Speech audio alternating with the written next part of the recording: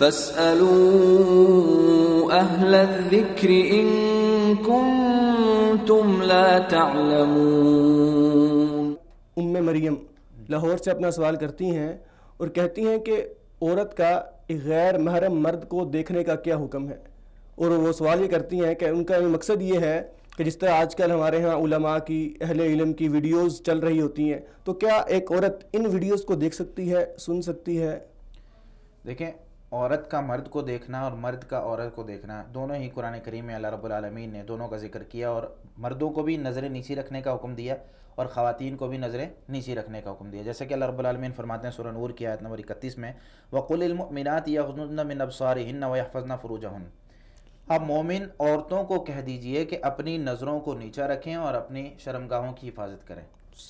مومن عورتوں کے لیے یہ حکم ہے، لیکن مردوں کا عورتوں کو دیکھنا یہ تو بالکل جائز نہیں ہے، یعنی مرد عورت کو دیکھنا، مرد کا عورت کو دیکھنا، کسی غیر محرم عورت کو دیکھنا یہ بالکل جائز نہیں ہے۔ اسی وجہ سے عورت کو پردہ کروایا گیا ہے، عورت کو اس کا چہرے کا ڈھانپنا، اس کا سارے جسم کو ڈھانپ کر رکھنا اور گھر سے کم باہر نکلنا، اس وجہ سے عورت کو پردہ کروایا گیا، پردہ کرنے کا حکم دیا گیا۔ اب مرد وہ عورت کو بالکل نہیں دیکھ سکتے، ان کے لیے جائز نہیں، لیکن خواتین کے لیے اتنی سختی نہیں ہے، خواتین مردوں کو دیکھ سکتی ہیں، خواتین مردوں کو دیکھ سکتی ہیں۔ کیوں؟ مردوں کو سب سے بڑی دلیل اس کی ہے، مردوں کو پردہ نہیں کروایا گیا۔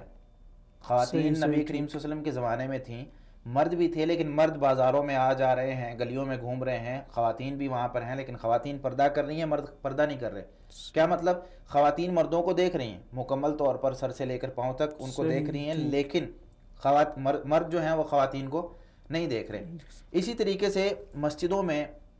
نبی کریم صلی اللہ علیہ وسلم کے زمانے میں خواتین آتی تھی تو وہ تو پردے میں آتی تھی، لیکن مرد پردے میں نہیں آتے تھے۔ تو بہت سے ایسے مقامات ہیں جہاں مرد خواتین کے سامنے آتے رہے ہیں، نبی کریم صلی اللہ علیہ وسلم خود بھی خواتین کے سامنے گئے ہیں ان کو درس دینے کے لیے عید والے دن، جس طریقے سے حدیث میں ملتا ہے۔ اور ایک حدیث جو کہ صحیح بخاری میں 454 نمبر ہے، عائشہ رضی اللہ تعالیٰ عنہ فرماتی ہیں کہ رسول اللہ صلی اللہ علیہ وسلم کو میں نے ایک دن دیکھا کہ دروازے پر، میرے حجرے جو میرا گھر تھا اس کے دروازے پر کھڑے، مسجد کی طرف آپ صلی اللہ علیہ وسلم کی نظریں تھیں، تو میں نے دیکھا وہاں پر کچھ حبشی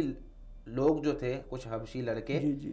وہ کھیل رہے تھے مسجد میں، تو میں نبی کریم صلی اللہ علیہ وسلم کے پیچھے، بازو کے پیچھے چھپ گئی اور میں دیکھنے لگی ان کو۔ تو یہ حدیث بھی اس چیز پر دلالت کرتی ہے کہ خواتین مردوں کو دیکھ سکتی ہیں، لیکن اس کے لیے علماء کرام کچھ شروط بیان کرتے ہیں کہ اگر آپ یعنی کوئی خاتون مرد کو دیکھتے ہوئے اس کے جذبات اس کے قابو میں نہ رہیں، گناہ میں پڑنے کا خدشہ ہو، یا اس کے جو اندرونی لذات ہیں وہ تھوڑا سا ابھر رہی ہوں، تو اس صورت میں خواتین مردوں کو نہیں دیکھ سکتی، اگرچہ وہ کوئی دینی مسئلہ ہو، اگرچہ کوئی دینی مسئلہ علماء سے سیکھ رہی ہیں، تب بھی اس صورت میں وہ علماء کو یعنی مردوں کو نہیں دیکھ سکتی۔ لیکن عام طور پر عورتوں کے لیے حکم اور ہے اور مردوں کے لیے حکم اور ہے، جس طریقے سے میں نے وضاحت کر دی، واللہ تعالیٰ عالم بالصواب۔ صحیح، جیسا کہ ابھی آپ نے یہ حکم بیان کیا کہ عورتیں مرد کو دیکھ سکتی ہیں، یعنی محدد قیود کے ساتھ کہ اس میں شہوت ایسی چیز نہ ہو۔ ایک حدیث غالباً جو صحیحین وغیرہ میں آتی ہے کہ رسول اکرم صلی اللہ علیہ وسلم نے جب آپ کے گھر عبداللہ بن ام مکتوم تشریف لے کر آئے اور آپ کی یعنی ازواج مطہرات نے ان کو دیکھا تو آپ نے فرمایا کہ افعمیاوانی انتما، کیا تم بھی نبینی ہو، ان کو دیکھ نہیں رہی؟ تو اس سے بعض اہل علم استدلال کرتے ہیں کہ یہ دیکھنا صحیح نہیں۔ دیکھیں، اس میں اس حدیث کے بارے میں مجھے علم نہیں ہے کہ اس حدیث کا یہاں پر مطلب کیا بنتا ہے